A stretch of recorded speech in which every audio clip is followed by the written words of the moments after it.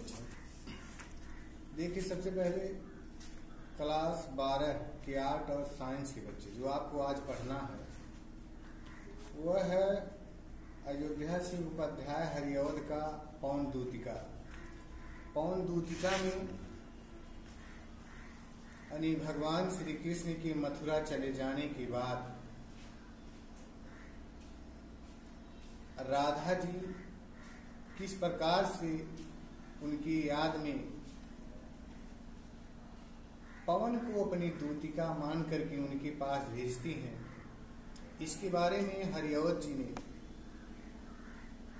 पवन दूतिका नाम से अपनी कविताओं के माध्यम से उनकी लीला का वर्णन किया है। देखिए, इसमें कवि ने विरह वेदना यानी राधा जी के विरह वेदना का वर्णन किया है, जो आपको हम पढ़ाने जा रहे हैं, जिसमें क्लास 12 के आर्ट और साइंस के दोनों बच्चों के लिए है। उसके बाद इन आगे फिर हम बताएंगे कि आप लोगों को क्या पढ़ना रहेगा। देखिए, इसमें हरिऔध जी लिखे हैं कि बैठी खिन्ना एक दिवस वे गेह में थी अकेली। यानी इसमें देखिए, कवि कहता है कि एक दिन राधा जी अपने घर में अकेली उदास होकर बैठी हुई थी और रात के आंसू दृग युगल में थे धरा को भिगोते और उनके दोनों आंखों में आंसू आकर के उनकी आंख को सजल बना रहे थे। और आई धीरे इस सदन में पुष्प सदगंध कोले, और उसी समय उस भवन में जहां राधा जी बैठी थी, उसी भवन में पुष्प की सदगंध को लेकर के पवन उनके घर में आई और प्रातः वाली सुपवन सी काल बतानो चली। प्रातः वाली सुबह वाली हवा अरे पुष्प के गंध को लेकर उनके भवन में झरोखे के रास्ते उनके भवन में प्रवेश की। एक बार देख लीजिएगा, बैठी खिन्ना एक दिवस वे गेह में थी अकेली। अनिकल कहता है कि एक दिन राधा जी अपने घर में अकेली उदास होकर बैठी थी, आके आंसू दिलगुगल में थे धरा को भिगोते। यानी उनकी दोनों आंखों में आंसू आकर उनकी आंखों को सजल बना रहे थे और धरती को भिगो रहे थे। आई और इस सदन में पुष्प सदगंध कोले प्रातः वाली सुपवन इसी काल बताने से, और उसी समय झरोखों के रास्ते से, बताने माने होता है झरोखा, झरोखों के रास्तों से प्रातः वाली सुंदर हवा पुष्प के गंध को लेकर उनके भवन में प्रवेश की। तो ये हो गया। उसके बाद दूसरा देखिए, संतापों को विपुल बढ़ता देख के दुखिता हो, धीरे बोली सद सा दुख उससे श्रीमती राधिका। यानी जब वो हवा यानी पवन दूतिका राधा जी के घर में प्रवेश की, सुबह वाली हवा, तो राधा जी फिर आगे कह रहे, संतापों को विपुल बढ़ता देख के दुखिता हो, यानी अपने दुख को और अधिक बढ़ता हुआ देखकर, यानी संतापों को विपुल बढ़ता देख के दुखता हो, यानी अपने दुख को और बढ़ता हुआ देखकर राधिका जी धीरे बोली सा दुख उससे श्रीमती राधिका। राधिका जी पवन दूतिका से बोली, दुख के साथ बोली कि प्यारी प्रातः पवन इतना क्यों मुझे है सताती। करे, हे सुबह वाली पवन, यानी हे पवन दूतिका, प्रातः वाली पवन, तुम मुझे इतना क्यों सता रही है? अब क्या तू भी है कलुषित हुई काल की क्रूरता से? क्या तुम भी समय की कठोरता से दूषित हो गई है? क्या तुम भी समय की कठोरता से दूषित हो गई है कि जिस तरह मैं भगवान श्री कृष्ण के चले जाने पर जिस तरह से मैं दुखी हूँ, उसी प्रकार क्या तू भी दुखी हो गई है?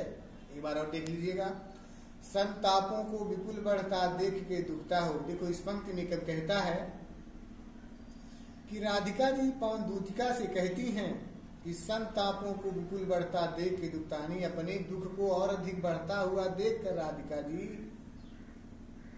दुख के साथ पवन दूतिका से कहती हैं, पवन से कहती हैं कि प्यारी प्रातः पवन इतना क्यों मुझे है सताती। कह रहे हे सुबह वाली पवन, प्यारी पवन, तुम मुझे क्यों इस तरह सता रही है? क्या तुम भी है कलुषित हुई काल की क्रूरता से? क्या तुम भी समय की कठोरता से क्या तुम दूषित हो गई है? बस इस पंक्ति में यह है। उसके बाद आगे फिर देखिएगा। अब पवन दूतिका को यानी राधिका जी पवन दूतिका को अपना मित्र बना लेती हैं और भगवान श्री कृष्ण के पास भेजने के लिए कहती हैं, वहां जाने के लिए कहती हैं कि तुम वहां जाना। तो उनका कैसे तुम पहचानेगी उसे? पवन दूतिका से राधिका जी कहती हैं कि मेरे भगवान श्री कृष्ण मथुरा चले गए हैं और मथुरा चले गए हैं तो तुम वहां जा।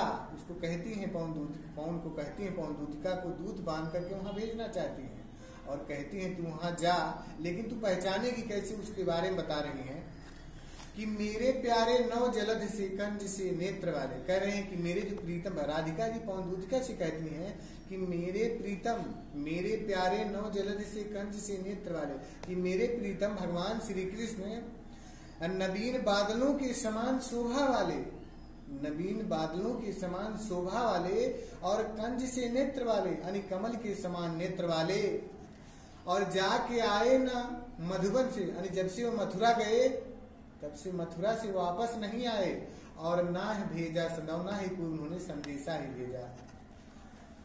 और मैं रो रो के प्रिय विरह में बावली हो रही हूँ। कह रही है कि मैं अपने प्रीतम के विरह में रो रो के पागल हो रही हूँ और जाके मेरी सब दुख कथा श्याम को तू सुना देना। करे हे पवन दूतिका, मेरा दुख तुम देख कर ही जा रही है, मेरे दुख की सारी कथा मेरे भगवान श्री कृष्ण को बता देना।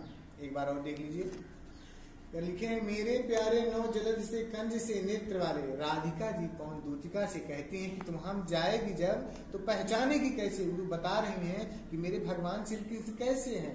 तो इसमें देखिए कैसे बता रहे हैं कि मेरे प्यारे नौ जलद से कंज से नेत्र वाले।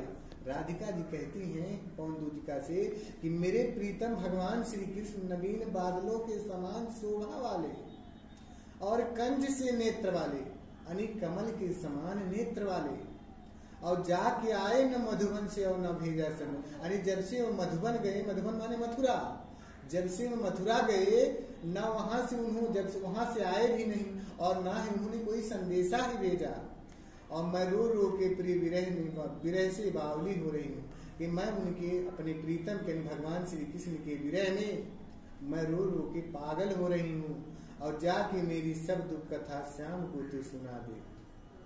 पवन दूतिका से कहती हैं कि मेरी सब दुख कथा तुम देख कर जा रही है और मेरी सब दुख कथा मेरे भगवान श्री कृष्ण को बता देना। बस इसमें यह है। फिर आगे देखिए क्या है अगला पंक्ति, अरे ज्यों ही मेरा भवन तक तू अल्प आगे बढ़ेगी। राधिका जी फिर पवन दूतिका से कहती हैं कि ज्यों ही मेरा भवन तक तुम अल्प आगे बढ़ेगी, जैसे ही मेरा भवन छोड़ के जैसे थोड़ा आगे बढ़ेगी, शोभा वाली सुगंध कितनी मंज कुंजे मिलेंगी, यानी शोभा प्रदान करने वाली तुम्हें अनेक कुंजे दिखाई देंगे, अनेक बगीचे दिखाई दे देंगे, और प्यारी छाया मृदुल स्वर से मोह लेंगी तुझे वे। कह रहे अपनी प्यारी छाया से वे बगीचे वे कुंज तुम्हें मोह लेंगे, और तो भी मेरा दुख लग वहां जाना विश्राम करना। पवन दूतिका से कहती है कि मेरा दुख देख कर तुम जा रही है, वहां उनकी शोभा को देखकर या उनके स्वर को सुनकर, कुंज के जो स्वर है, जो चिड़ियों का चहचहाना वगैरह, ये सब सुन करके वहां तुम विश्राम न करने लगना।